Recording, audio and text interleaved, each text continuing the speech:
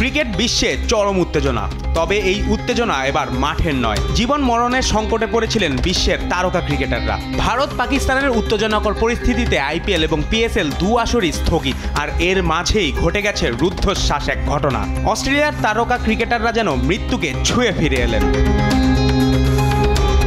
শুক্রবার রাতে পাকিস্তানের ইসলামাবাদ থেকে দুবাইগামী বিশেষ এক ফ্লাইটে মাত্র 3 ঘন্টা আগে দেশ ছাড়েন অস্ট্রেলিয়ান ও আন্তর্জাতিক ক্রিকেটাররা। এর ঠিক পরেই ভারতের মিসাইল হামলার লক্ষ্যবস্তুতে পরিণত হয় সেই বিমান ঘাঁটি নূর খান এয়ারবেস। পাকিস্তানের সেনাবাহিনীর মুখপাত্র ব্রিগেডিয়ার আহমেদ শরীফ চৌধুরী জানিয়েছেন, একযোগে হামলা হয়েছে নূর খান, মুরিদ ও শোরটেক বিমান ঘাঁটিতে।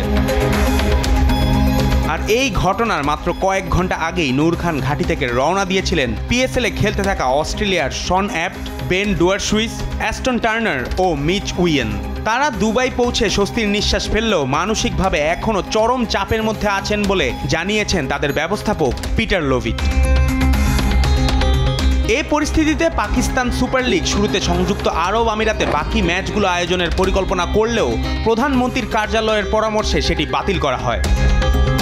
এদিকে ভারতের ধর্মশালায় মিসাইল হামলার পর নিরাপত্তা শঙ্কায় আপাতত 1 সপ্তাহের জন্য স্থগিত ঘোষণা করা হয়েছে এবারের আইপিএলও। কিন্তু বাস্তবতা বলছে বিশ্বের সবচেয়ে জাঁকজমক টি-20 লিগ আইপিএলের ভবিষ্যৎ এখন অনিশ্চিত। এই পরিস্থিতিতে খেলোয়াড়দের নিরাপত্তা, আর্থিক ক্ষতি এবং পরবর্তী সময়ে খেলোয়াড় পাওয়ার নিশ্চয়তা নিয়ে উঠেছে বড় প্রশ্ন।